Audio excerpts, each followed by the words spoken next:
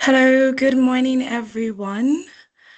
Um, Thanks for joining us today. Please let's allow time for more participants to join the webinar, and then we can proceed.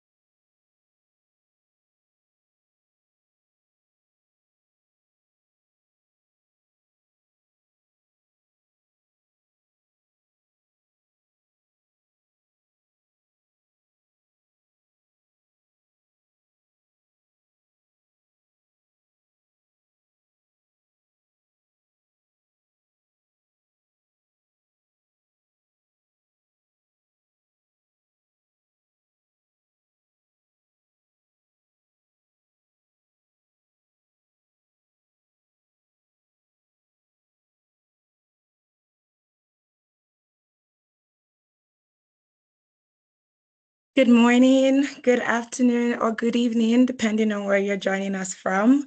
Welcome to the Aqua Academy webinar series, and a very special welcome to our first ever session. We're truly glad you could join us today.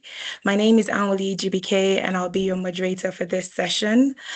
Whether you're an environmental professional, a sustainability advocate, a project developer, or simply curious about how stakeholder engagement and social safeguards shape bankable ESIAs, you're absolutely at the right place. So before we start, let's warm up the chat box a little. Please share your name, where you're joining us from, and one word that describes your expectations for today's session. So I'll be in the chat box. See your names, where you're joining us from, and one word that describes your expectations for today's session.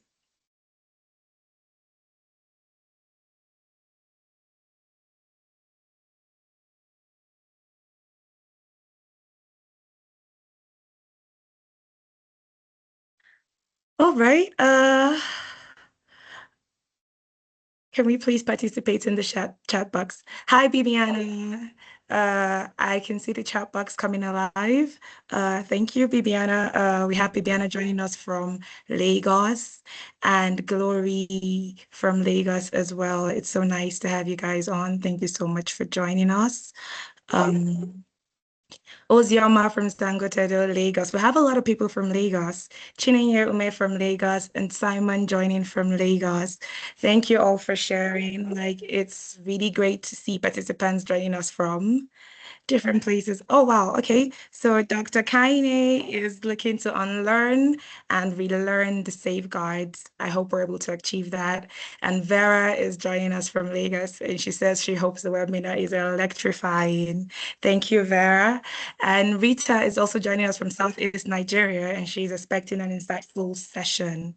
Thank you all for sharing. It's really great to see participants joining us from different locations with strong expectations. We'll do our very best to make the session practical, clear, insightful, and impactful.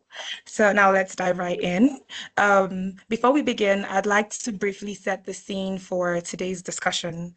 Nigeria, like many developing and lower middle income countries, is at an important crossroads. We need infrastructure and industrial projects to drive economic growth, to create jobs and improve lives. But at the same time, we're under increasing pressure to ensure that this growth is sustainable and socially responsible. Now, in reality, many of these projects rely on external funding because local financing alone is not enough.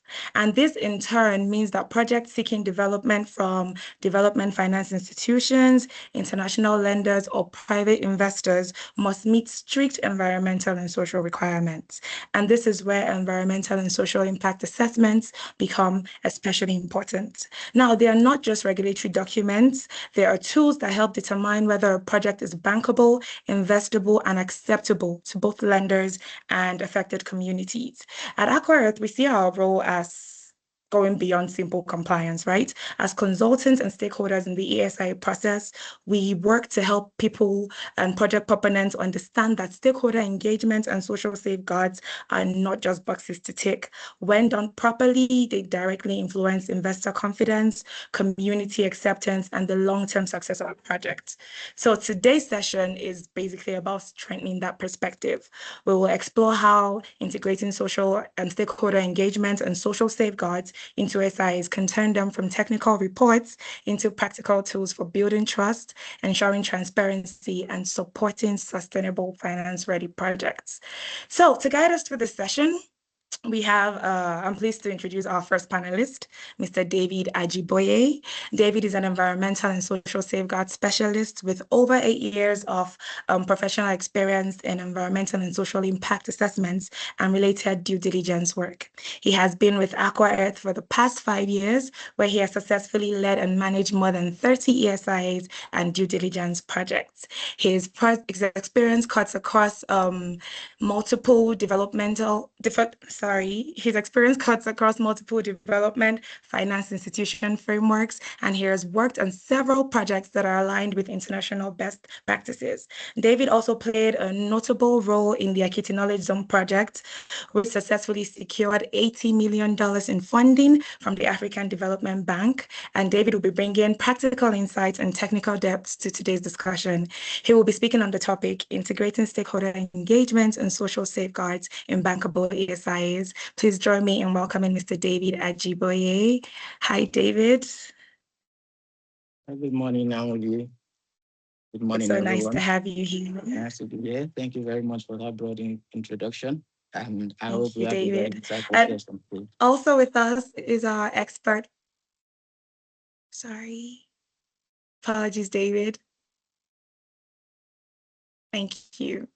So also with us is our expert panelist who will be supporting David in handling today's Q&A session, Dr. Kaine ADK Adewumi. Now, Dr. Kaine is an environmental scientist, ESG advisor, geoscience advisor, and risk management specialist with over 15 years experience across the energy, infrastructure, and development finance sectors. Over his career, he has advised and de-risked more than 130 projects, leading environmental and social assessments, due diligences, climate risk screenings, and stakeholders engagement processes across Nigeria, Ghana, Uganda, Tanzania, and South Africa. And all these projects have been aligned with international lender standards such as IFC, World Bank, AFDB, and so on. He has led landmark projects, including the AFDB approved resettlement action plans for the Ekiti Knowledge Zone and the Ado Ekiti to Akure Road project. The World Bank approved 58 kilometers Ibuno to Ikota Basi transmission line project, ESIA, and the proposed Abidjan to Lagos Highway Corridor Climate Risk Assessment by ECOWAS. He is also an alumnus of Harvard and Columbia Business Schools. And with his expansive project experience and global perspective, Dr. Kaine will be supporting our Q&A session. And along with David, they will be answering any questions you may have. Please join me in welcoming Dr. Kaine. Hello, Dr. Kaine. Good morning, Amuli. Thanks for the honors. It's great to be here. I hope to have a good one and share as much knowledge as we can on this webinar. Thank you, everyone, for joining. I appreciate this. Thank you, Dr. Kaine. It's a pleasure to have you both with us today. So, David, the floor is yours.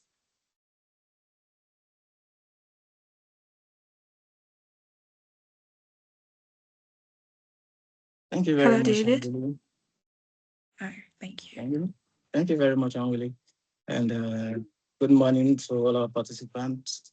Good morning, everyone. And my name is David Ajibwe, and it's a great privilege to be here to give this webinar session on integrating stakeholders' engagement and social safeguards into bankable ESIAs. And like we all know, I'm sure a lot of us would have heard about EIAs. And like Anwili said, Nigeria as a developing country, there are a lot of development projects that is going on, and it's necessary for such development projects to push growth in Nigeria. And while we are carrying out these development projects, it is necessary to ensure the safety of and the safety of lives and properties of people, and also the safety of the environment to give us a sustainable future for ourselves and also the generations to come. So quickly, well, today we're just going to be talking about why we need to integrate these aspects into our ESIAs. Why we are doing that is just going to quickly give us or familiarize us with the process for integrating safeguards into EIA so that we can produce bankable ESIAs that meet international standards. And we're going to be going through this an outline where we're going to talk about the objectives, stakeholders, engagement, and methodology for integration. Then we'll conclude. So first of all, we would like to ensure that this particular webinar familiarizes every one of us with social safeguards for us to have an ESIA or EIA that meets international standards. And we need to also understand the essence of effective and early stakeholders engagement into all aspects of our project, because while we do this is going to ensure that our projects are aligned with international standards, and we can also see that, yes, we have produced bankable ESIs. And on today's webinar, we are going to have several stakeholders because everyone is a stakeholder, even from your project. So today we have several stakeholders. We have regulators, we have consultants, we have community members, we have investees and investors, and we also have the general public. Also people that are just interested. So it is critical that everybody picks what is necessary for their own aspect and how to apply it into the daily life. So for proponents or project owners or investees, this webinar just wants to ensure that you understand the essence for engaging stakeholders and realizing that stakeholders, particularly project-affected persons and communities, are not just people that you just tell about your project just for the sake of compliance, that they are part of your project. It is necessary they are included in your project, because that's the only way for the project to get what we call the social license. Because once you see them as part of your project, you also allow them to see themselves as part of your project. Definitely the project is not going to have any level of issues or social related impacts from your project. Also, as regulators, regulators are the people that oversee all AIAs and all assessment that is conducted in Nigeria. So this webinar is just going to hope to what's it called now, to strengthen and to just shed more light on processes to improve regulatory oversight and to align with international safeguards into our own ESIA process. Because when we are looking at some of our own laws, for example, they said our land use act basically talks about compensation mostly, but a lot of the time compensation does not adequately lead or speak or equate to livelihood restoration or livelihood restoration. So just compensating does not mean you have actually restored the person's livelihood. A lot of other aspects, a lot of other things can be critically looked into to ensure livelihood restoration.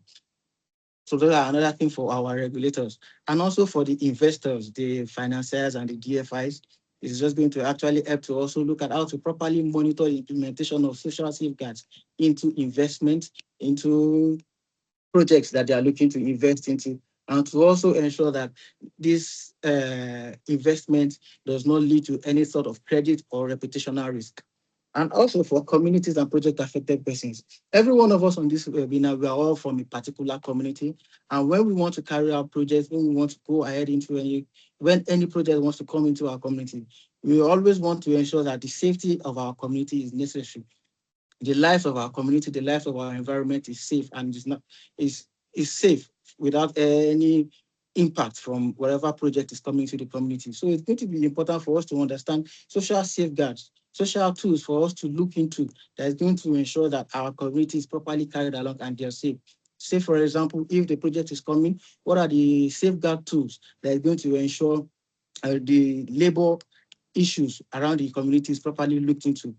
Tools like the labor management plan or the labor influx plan, influx management plan that is going to look about how to manage issues regarding probably issues that can affect the surrounding what's it called now, the surrounding materials, surrounding infrastructures in the community that could be affected, probably issues around disease transmission, security issues that will emanate from the project, especially if it is a very large project. So tools like this is now going to inform communities and also things that they can look into to ensure that they are properly represented across all stages of the project. And also to the general public, what are the important social tools? What are the important things that they must also know? Every person must actually be concerned about each other, even if you are not a member of the community or even if the project does not cut across your own community. But we need to also look at look after each other's well-being and safety. If we look critically into the project that took place, that's, for example, the Lagos to Calabar Coastal project, we saw that that project is a very large project and there were a lot of social issues surrounding that particular project. And one critical thing from a general public from the general public was when a a TV presenter who was very concerned about the social issues that have been coming up from the particular project. She asked a question and he said, was an ESIA conducted for this project? What were the procedures, what were the processes that were undertaken for this particular project, the environmental processes?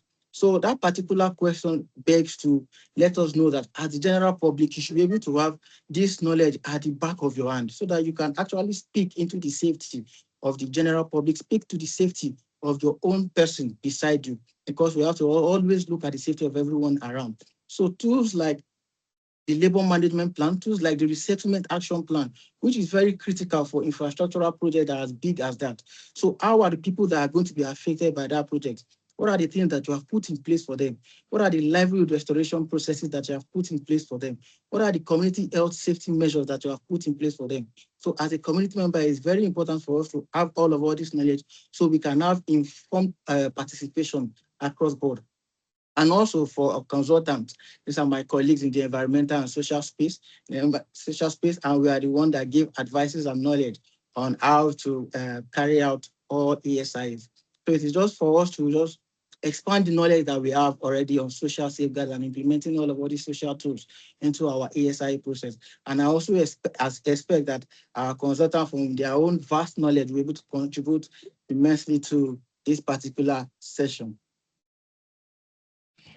So now, we're going to be speaking about ESIs. A lot of us have heard about ESIs, and we know that, and A lot of us too may have not heard about ESIs, but ESIs or EIA, they are tools that are predictive measures, they're strategic predictive measures that are used to identify, to evaluate impacts, and also to ensure that those impacts are managed adequately, and also ensure that there are no overall risk from a development project. So one of the crux or the nature of this ESI is its preemptive nature, is its predictive nature. And like one of the mentors we always say, she said that for you to be a sound environmental assessment, you need to have foresight, because that is one of the bases of an ESI. Foresight, looking at what others are not seeing, trying to see beyond what others are seeing. So that's one of the crux or the nature of an ESI. And for us to have bankable ESI, which is very important, we must ensure that our ESIs meet national regulations, for example, which is the EIA Act of 2004, which overacts or covers every development project. And we also have the Petroleum Industry Act of 2021, which covers all assessment concerning the oil and gas sector. And to meet also international standards, we have the World Bank Group Environmental and Social Frameworks, we have the IFC Performance Standards, we also have the African Development Bank Integrated Safeguard Systems. So these are international standards that we must ensure that our projects meet. And also to ensure, we must also ensure that your AIA identifies all impacts and provide necessary mitigation measures to every environmental and social risks associated with that project. Also, the ESIA must have an ESMP, that's an environmental and social management plan, which has timelines, which has responsibilities, people that are going to ensure that these identified impacts are properly monitored, managed, and mitigated, and there are budgets and timeline to also ensure all of this is carried out. And for this our webinar, it's also important that your ESI must adopt meaningful stakeholders engagement across board. So we're now going to be talking about stakeholders. Who are stakeholders? Stakeholders are people who have strong influence on your project. Stakeholders are people who can impact your project. There are persons or groups that are directly affected by your project. There are also people who have strong interest in the outcomes of your project. And there are also people that can influence your project. In, there are also people that can influence your project to ensure probably the project project goes to the next phase or not. And for every project that we carry out, one of the important things is to conduct stakeholders engagement. And conducting stakeholders engagement must commence as early as from the project design stage. We must already start putting measures in place. We must already start putting activities in place to ensure that you carry along every stakeholders. So stakeholders must be carried out from the beginning of your project. And there are different processes to carry out stakeholders. You need to initially identify your stakeholders. You need to, and stakeholders identified must be properly mapped out. So you understand the stakeholders that have high interest. You also identify stakeholders that are highly affected.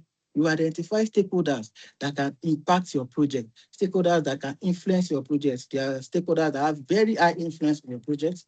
There are stakeholders that have some medium influence on your project. There are also stakeholders that have minimal influence.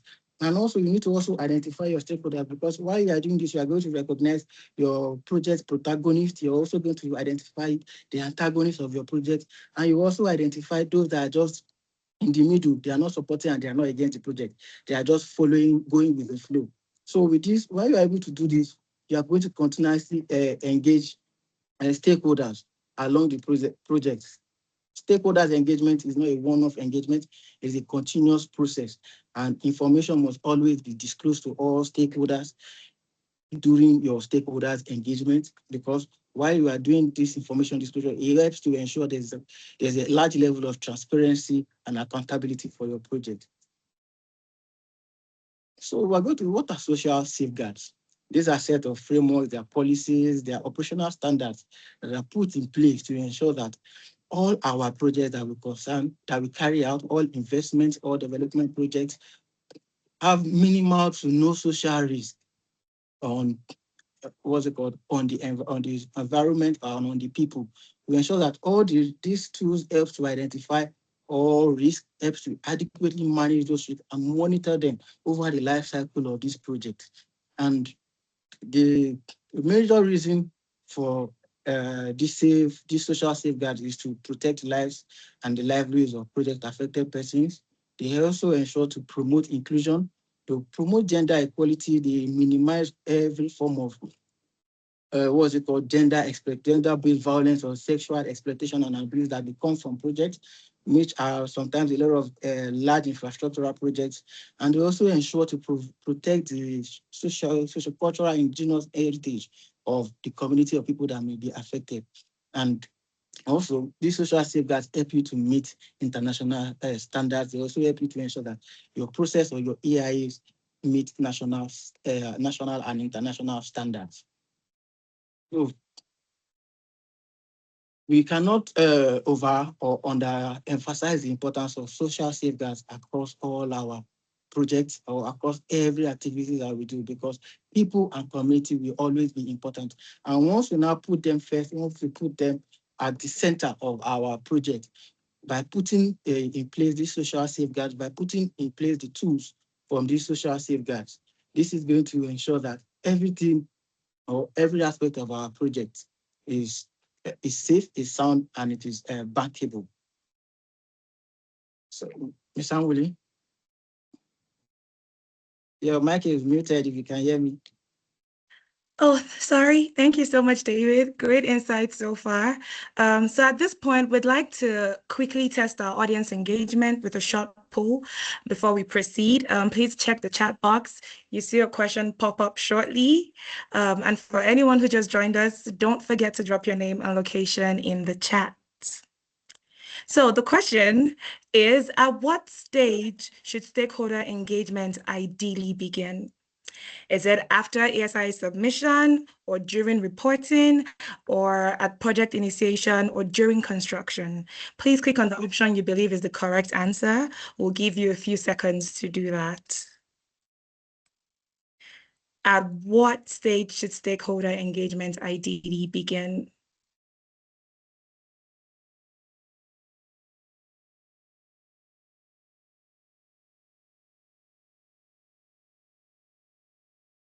All right, the results are in, and it looks like the majority chose project initiation.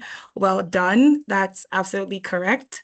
Stakeholder engagement should ideally begin at project initiation, not later in the project lifecycle. Starting early helps to build trust, identify risks upfront, and strengthen project bankability. Great job, everyone. Okay, so let's go back to David. All right, thank you very much, Anwuli. And so great to see that we are all invested in this particular webinar. Great. So, speaking on social safeguards as pillars for bankable ESIAs. So these are some of the social safeguards that we consider to help us to produce bankable ESIAs. We look at social safeguards, and these social safeguards cross across all development financial institutions. They also cut across standards from different areas of the world.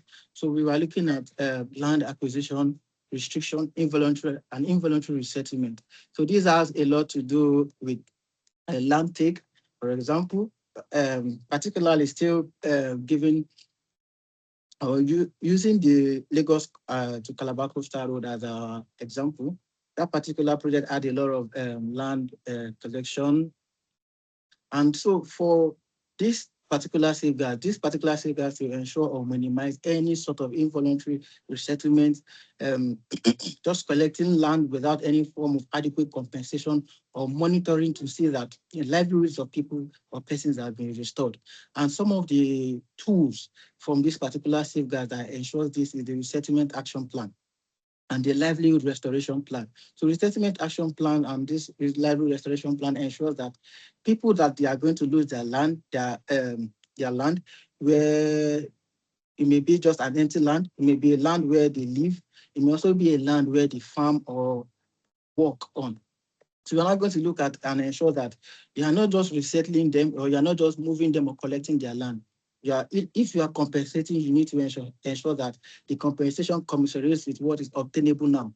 And also, if they're working on that particular land, you need to ensure that the restoration plan for those people ensures that they are not left off worse than they were before. you need to ensure that you leave them as good as they are or better off than where you met them. So you will not just move them or just say, okay, since this we have already paid you for this. Like I said, that is one of the gaps which we notice from our land users. We just talk about compensation majorly. But from our safeguards, we need to ensure that we are looking critically into the entire, what's it called, the entire aspect, the entire land, the entire materials on the land or materials where that will be collected from that particular land and ensure that they are adequately compensated, adequately relocated, or adequately restored across board. So another one is the labor rights, health, safety, security, and community. This speaks strictly into fair treatment and opportunity. We also look at occupational health and safety of the labor. We also look at community health and safety, community engagement during workforce engagement, and all of that. So this requires tools such as the labor management plan. We also look at tools like the labor influx management plan. We look at plans like the community health and safety management plan. So these plans ensure that the, the excuse me, this plan ensures that the health and safety of the labor force are practically or critically looked into and ensure that they are not negatively impacted while they are carrying out or working on your project. And also the community where the project is going to be situated. We are not going to be looking at how to ensure that the labor force that's going to be coming, there will not be issues about transmission of diseases or there will not be issues of security issues, and to ensure that the labor that will be coming in live within the cultural norms and dictates of the community. Also, another tool that we are going to look at is the rights of the vulnerable groups and indigenous people. So we also have tools that ensure that vulnerable groups, people, we're looking at people that are disabled, we're looking at the young people, the women, the aged people. They're looking at every aspect of your project does not in any way impact on them negatively. Every aspect of your project does not in any way affect them. They are critically carried along. They are critically marked as people that must be properly taken care of. And also another one is stakeholders engagement and information disclosure. Like we've been saying over time, stakeholders engagement is very critical in every aspect of your project. And to conduct this, one of the important things which you must always look into and prepare from the initial stage, the stakeholders engagement plan, and also a grievance redress mechanism. So this stakeholders engagement plan puts in place processes to identify all your stakeholders, to map them out properly, and to ensure continuous engagement with every stakeholders.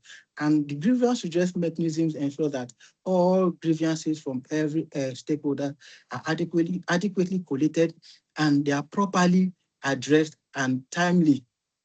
Yes, timely. That is one key thing for grievance redress mechanisms. All grievances must be addressed timely and there must be transparency while addressing these grievances. And also another critical aspect is the gender equality and gender-based violence risk assessment. So this is very critical. One thing that we've noticed is a lot of the time, if it is not what's it called now, a donor-funded project or probably an internationally funded project, we tend to overlook the aspect of some of the issues concerning gender-based violence. We may not really critically carry it along. We may not really carry out those tools. But it is very important that we should always look at issues surrounding gender equality and gender-based violence. So we are now have to prepare tools that have to do with the gender action plan. We have to prepare tools that have to do with gender-based violence and sexual exploitation and abuse management plans. So this helps to ensure that for especially for large infrastructural projects, nobody or no person that is in a position of power exploits that power to uh, sexually abuse anybody on that particular project. So this is very key to ensure that our this social safeguards is very key to ensure that our ESIAs are bankable and they meet international safeguards.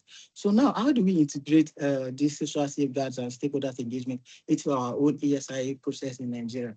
Our own ESIA process starts from the screening, the scoping, data collection, up until the EIA reporting. So the screening is the initial phase when you look at where we assess the project, and it is very critical because from this stage we can actually see some level of we can actually see if there are actual levels of engagement or communications with the community. So this can actually help to now properly inform or advise the proponent to critically look into communities to ensure that every community are properly carried along. So we are not now going to wait till we are getting into different aspects of the project. From this initial stage, this scoping stage, we are telling all persons to ensure that, or we are telling all project owners to ensure that they are critically looking into their project and ensuring that the community are already identified. So the next step is the scoping workshop or the scoping process. And one of the things that we do in the scoping process is the scoping workshop. And the outcome from the scoping workshop is the scoping report. Well, very critically, every stakeholders are brought together during this scoping stage and they are told to bring in, and every stakeholders can now bring in their concerns about the project, ways that they think that the project can be properly implemented to minimize or avoid any sort of impacts from this project. So this now, we're now looking at stakeholders from the community, we're looking at interested parties, we're looking at parties that can influence the project. So for example, now we're talking about community, we're talking about regulators, we're talking about DFIs or lenders, as if it's a donor-funded project. We're talking about people that are of interest, the media, legal practitioners, and we're also looking at professionals that are going to be involved in the process and also the consultants. So once we now bring all these people together, we can see that this particular area has just gone beyond just a multidisciplinary process. It is now a transdisciplinary process because we are talking about people from different facets of life, people with different ideologies about life. So they all come in and bring in their own contributions. And this scoping process is very critical because once the community are properly engaged from this step, it goes to allow them see that they are part of the project. It gives them that settlement within them that they are fully part of the project. Because from this point, they can now tell you that, okay, this is the way the project is, this is the way this area is. I think if you do it this way, if you bring in this, if you bring in this aspect, so they now see that their voice is heard. They see themselves as part of the project. So at this point in time, it easily gives you a social bind that by the time you are now going to the data collection and impact assessment process, when you are going to field to go and collect your data, you have minimal, what's it called now? You have minimal issues with probably hostility from the community because from this stage, you have already discussed, you have already carried the community along, you have already started seeing the social safeguards that should be put in place for the particular type of project that you're going to, be it infrastructure, be it oil and gas, or any type of project. You're already seeing those social safeguards that should put in place, and community are themselves, the stakeholders engagement has already commenced, and they see that they're already fully involved in the project. Then when we are now also reporting about your project, reporting all your findings on the field, the stakeholders are still carried along, and they can also see that they are part of the entire process and they are part of the entire assessment because after your report has been conducted, there's usually a public disclosure. And another thing that I think can always be put in place from this public display, that's after you've gone to field and collected all your data, is you can also ensure that what's it called now? The public display where you do your radio announcement and also put down all your reports for review.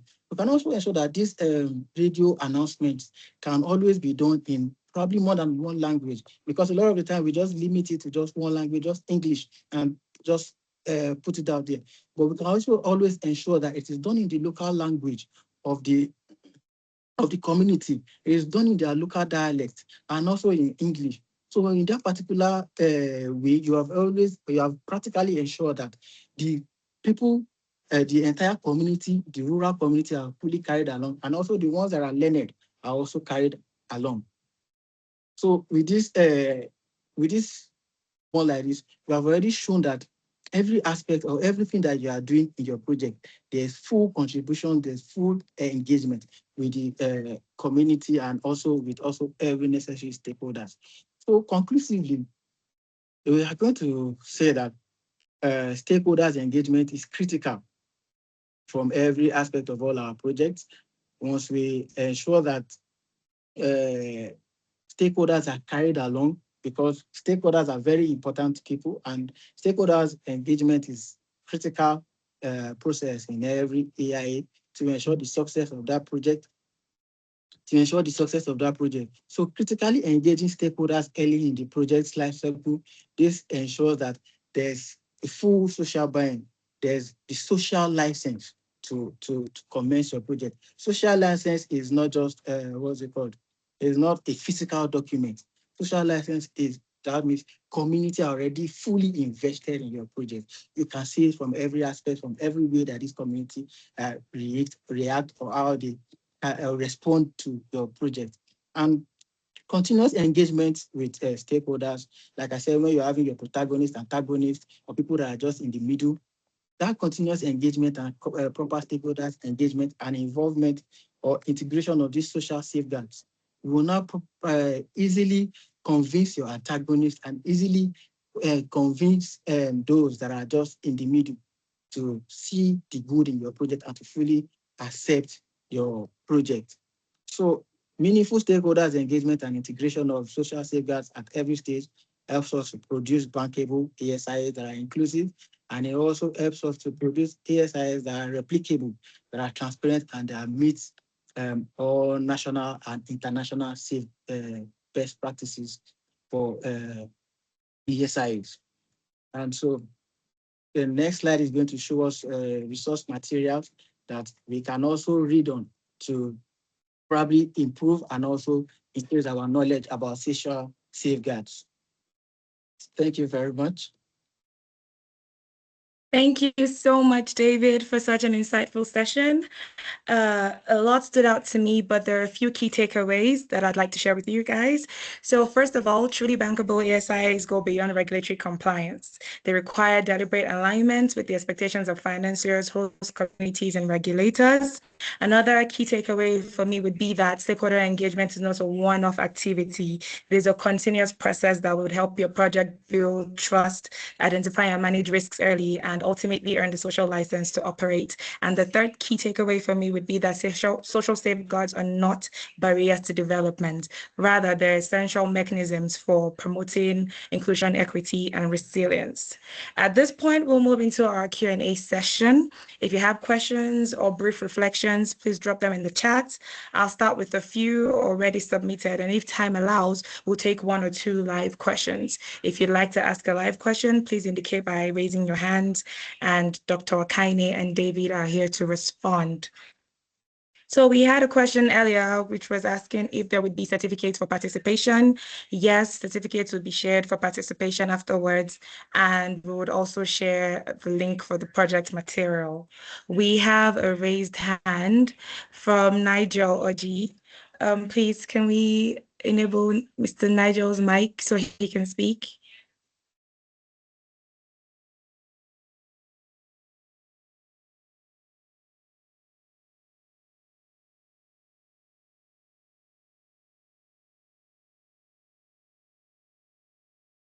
Mr. Nigel?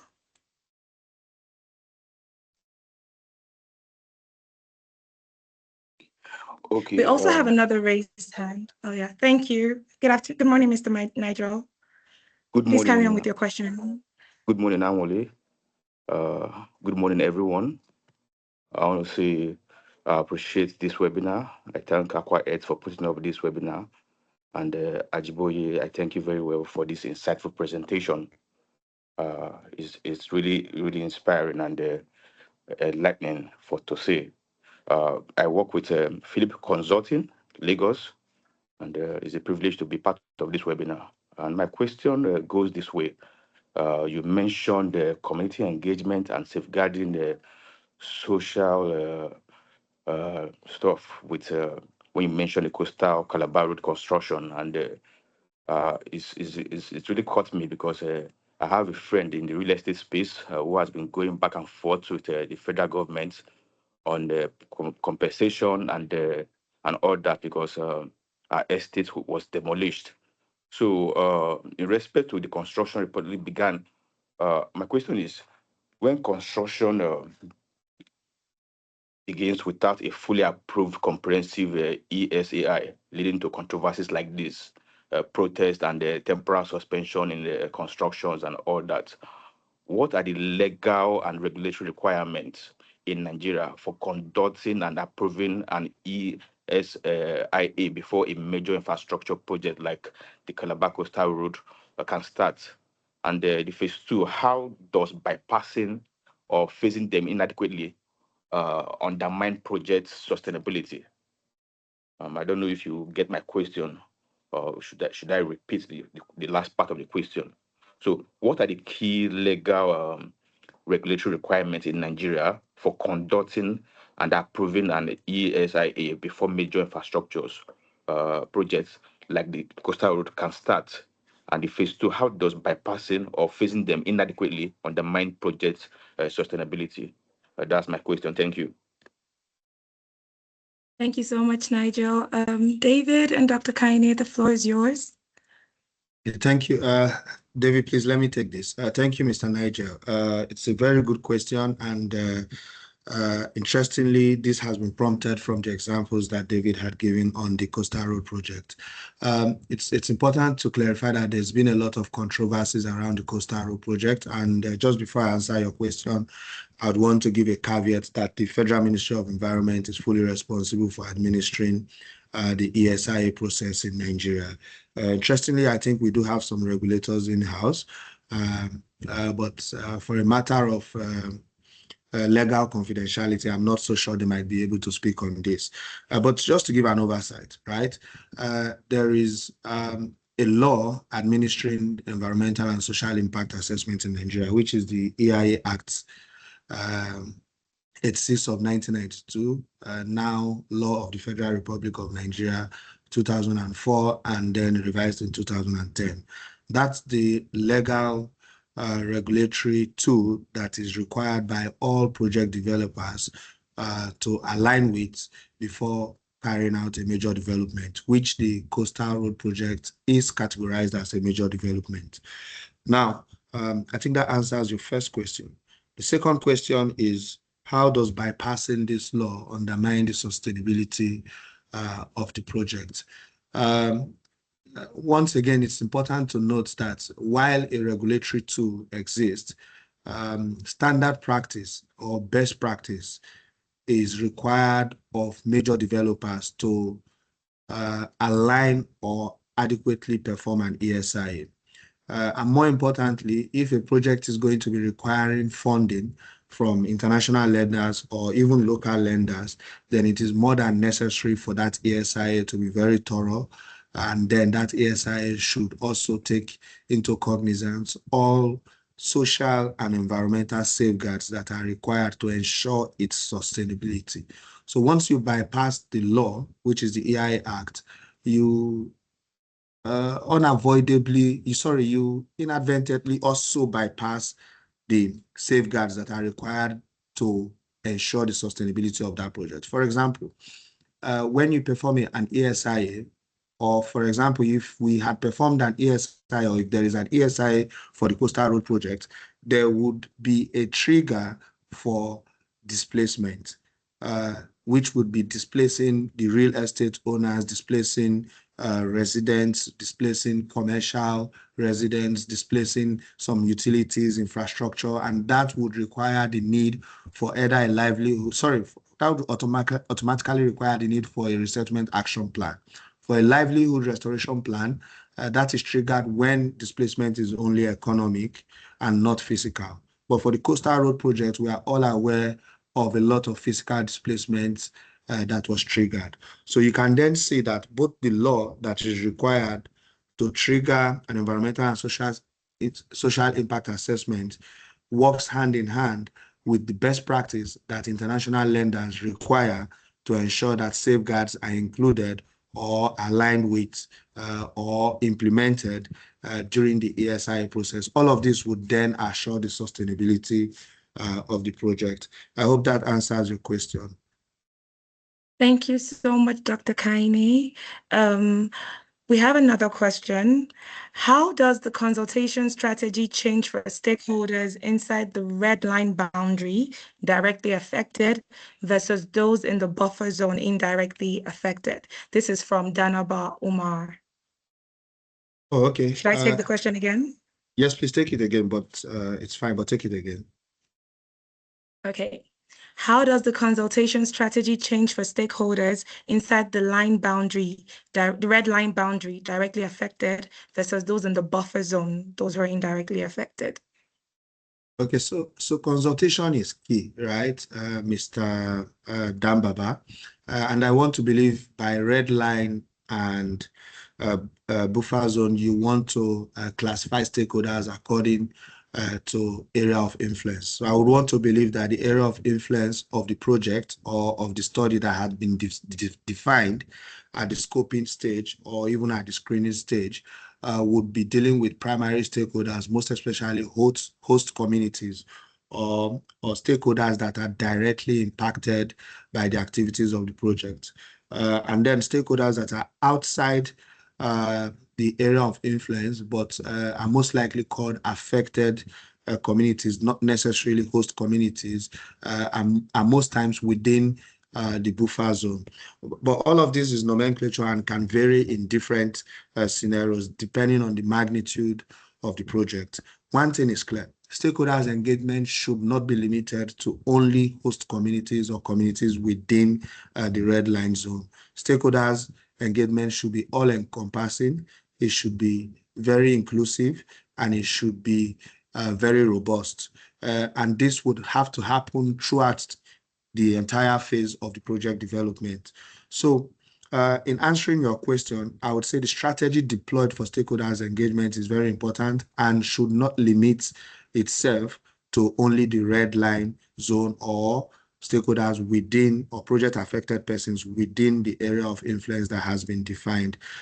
Developing a tool called the stakeholders engagement plan very early during the project conceptual stage or even during the commencement of the ESIA is critical to ensuring that consultation is appropriate, consultation is very deepened, and then consultation is almost continuous, and then is able to accommodate every stakeholder, either within the AOI, outside the AOI, the entire study area, as long as that project has an influence, as long as that project can affect the path or the community or the stakeholder, or the community or the stakeholder is able to influence the project. Thank you very much. Thank you so much, Dr. Kaine. So we have another live question from Adewale Lawal. Can we please unmute his mic so he can ask his question? Thank you. Hello, Mr. Adewale. Okay, yeah, good morning, everyone. I want to appreciate the organizer of the program, then the facilitator for a great job done. Well done. Yeah, what I have is not actually a question, it's just a contribution towards what our facilitator has, greatly done. It's just an addition.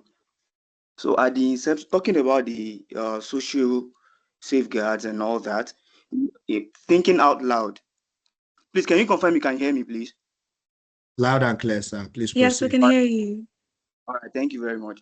So, as I was saying, at the inception of the, conceptual stage of the project, thinking out loud, I think all stakeholders, most especially the primarily affected the host community, they're supposed to be, integrated as part of the ESIA team so that their interest will be represented. So we should not limit it. In most cases, the ESIA team selection is usually some sort of tripartite team where we have the regulator, we have the proponent, and consultants. So now I'm kind of like thinking that representative from each primarily affected host community should also be integrated as part of the team from the beginning before we even start any project at all, so that they will be part of the screening, the scoping, and whatever, so that from the inception, all this planning, because when we look at most of the ESIA,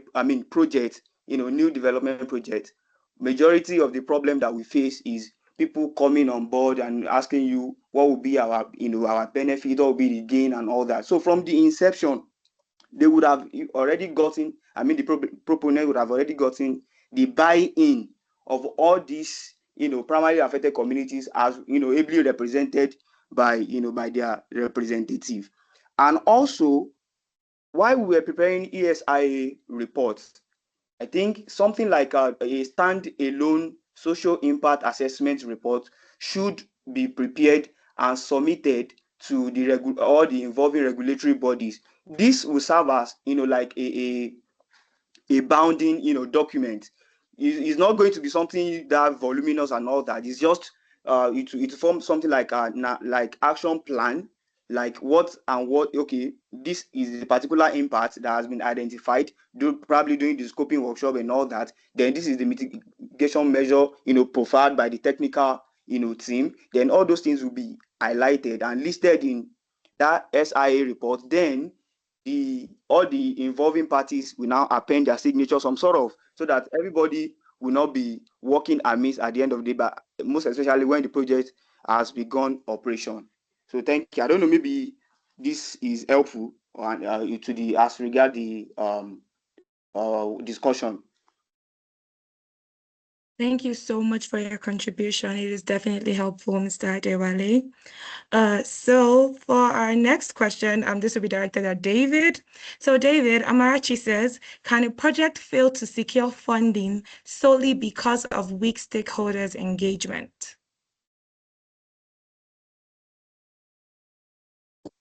Hello, David. Yeah, I can hear you. Thank Can you you. hear me? Yes, sir. I can hear you. Okay, so to respond to the question, can a project fail to secure funding due to weak stakeholders' engagement? We say yes, it can fail to secure funding due to weak stakeholders' engagement. Because once your stakeholders are not, properly engaged, and where there are now serious, hostility and setback from that particular project. And financial institutions, they always want to ensure that every stakeholder, every social aspect of the project, is critically carried away, carried along, is critically carried along. So there are situations where if a particular entity does not agree to release, it does not agree to release a land for a project, you cannot, push them out of the land. You cannot force them out of the land. You cannot force them to relocate. If they have said no, you leave them alone. So if you are now conducting your project or carrying out your project and you did not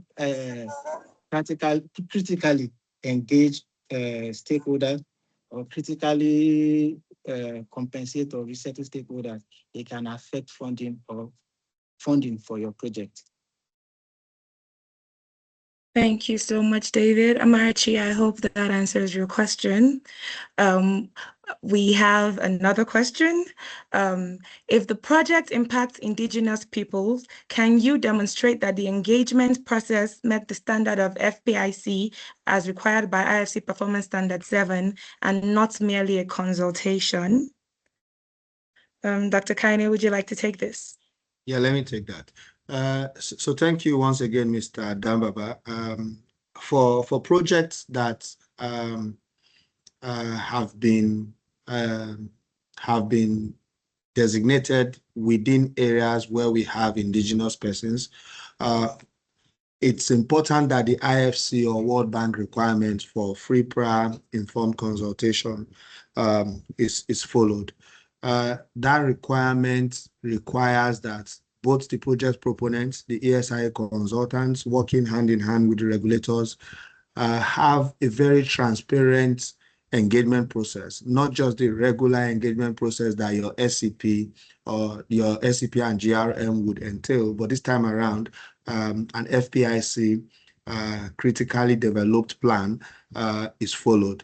At that point, you want to disclose almost every other time during the project. You want to hear from every of the indigenous persons during the project. One indigenous person cannot be left aside. If, in fact, for example, if just one indigenous person out of a lot of 100 indigenous persons that make up the community insists to not provide that consent or insist to not accept the project, then you have a problem to deal with. So FPIC is very important in engaging or in engagement process for projects that have been designated within indigenous people's area or within sub-Saharan areas where we have African communities that are yet to be mixed up with the modern world. So there are different definitions of indigenous people by both the IFC and the World Bank. I would also advise you and every other person to look this up and then understand how indigenous persons can be engaged when a project is to be developed around their community. Anwuli, over to you. I think we can take a few more questions before we close. We have a few persons that their hands are up, if you can attend to them, and then we can move very, very quickly. All right, so we're going to take 2 more live questions due to time constraints. Pam, can we please admit Pam? Can we mute her mic so she can ask her question? Hello, Pam.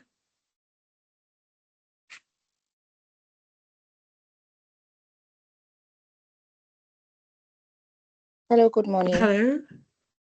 Good morning. Good morning. Thank you so Please much. proceed with your question. Thank you so much to the management of Aqua Earth. My question is, how do you ensure that stakeholder engagement is genuinely inclusive, particularly for marginalized or hard-to-reach groups, rather than just a two-box ticking exercise? So, just like Doctor said, there are some communities you enter and midway they're saying they're not interested or there should be a back out, something like that. Is it that you take your project somewhere else, or how do you handle such hard to reach groups? Okay, thank you, Pam. So I'll start by saying stakeholders engagement is continuous, right? From project conception to even the commissioning and abandonment stage, regardless of the ESIA. But it is more critical during the ESIA because it provides opportunity for both the developer, the investor, the proponents, the consultants, the regulators to get into these communities to be able to meet the project affected persons. For marginalized groups, or vulnerable groups per se. You have widows, you have the unemployed youths, you have disabled persons.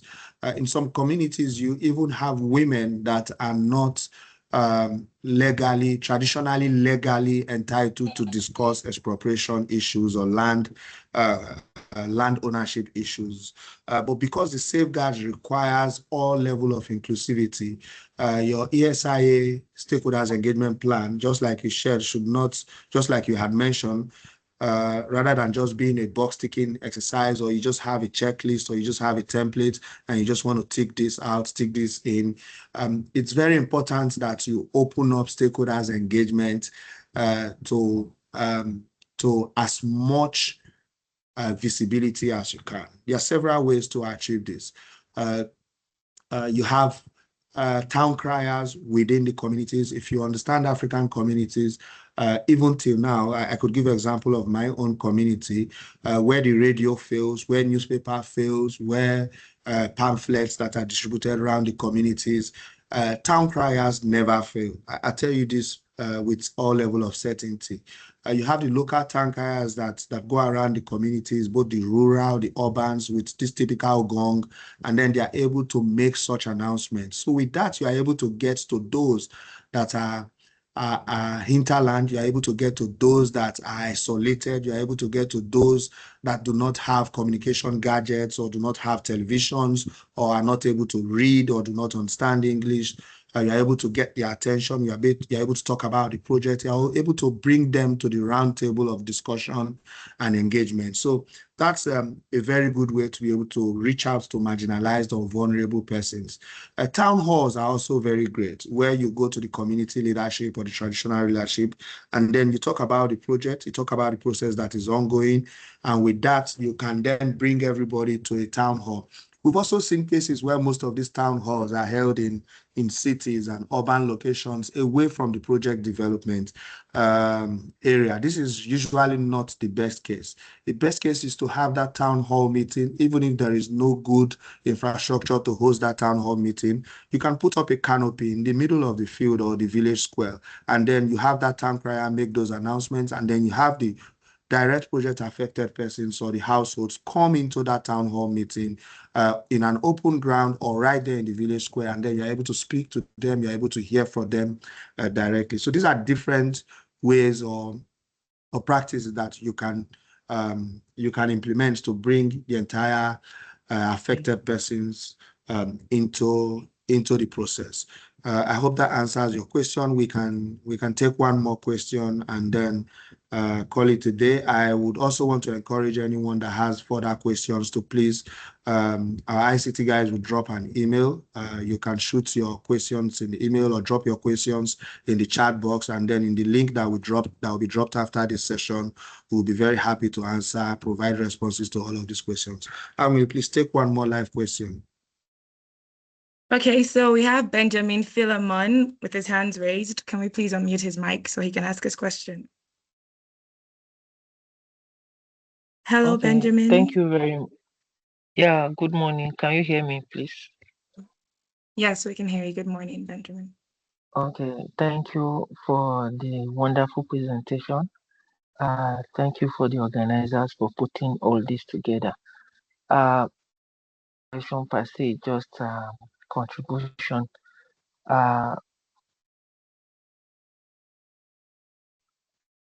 In project design, the bank has actually have categorized projects into high risk, medium risk, and low risk by ABC. Most time, when they are high risk projects, they do extensive ESIA and look at the the the level of risk involved, and if to go ahead with the project, and if it's a low medium risk, and then they go ahead to look at the develop an ESMP for that, which is I think is what I've seen that the bank has done in few World Bank projects I've participated in. And secondly, there's the ESSE that is always done. So the environmental and social assessment, social system assessment, and the bank tends to assess the borrower's existing instrument if they're relevant enough to address environmental and social risks envisaged in their project, and if there are gaps, they tend to build in the bank instrument to complement this, which comes up with what we call the environmental and social commitment plan that the develop to be entities. So just my own input. Thank you. Over.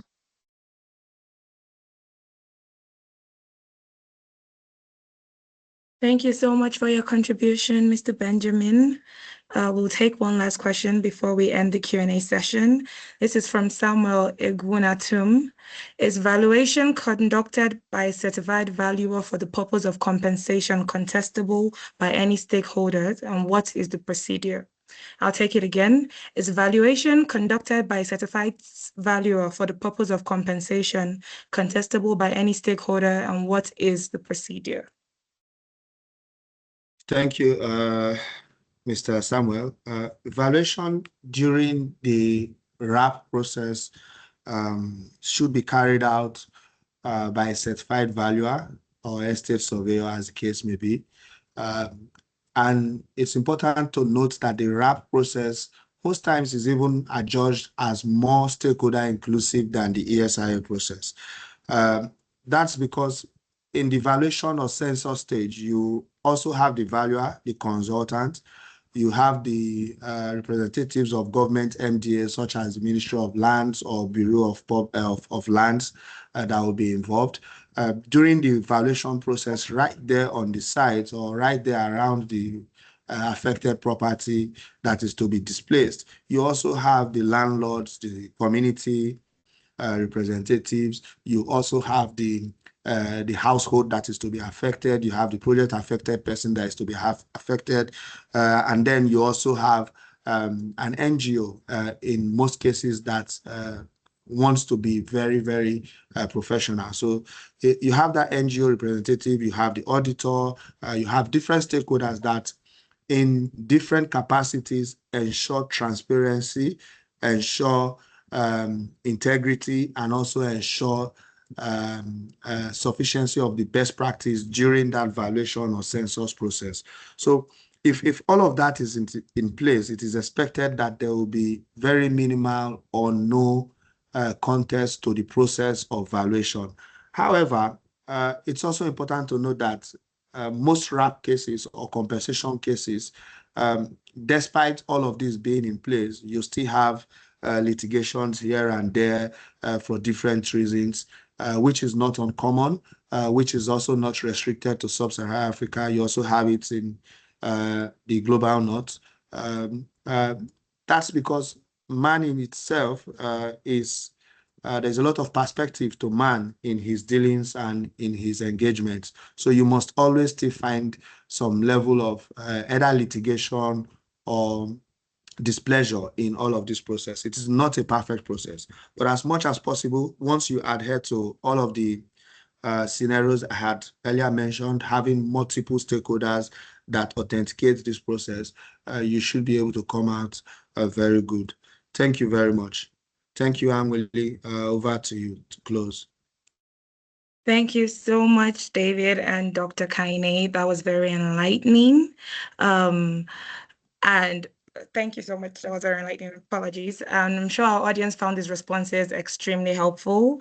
On behalf of Aqua Academy, I'd sincerely like to thank Mr. David Ajiboye for an enlightening and practical presentation, and Dr. Kaine for lending his expertise during our Q&A session.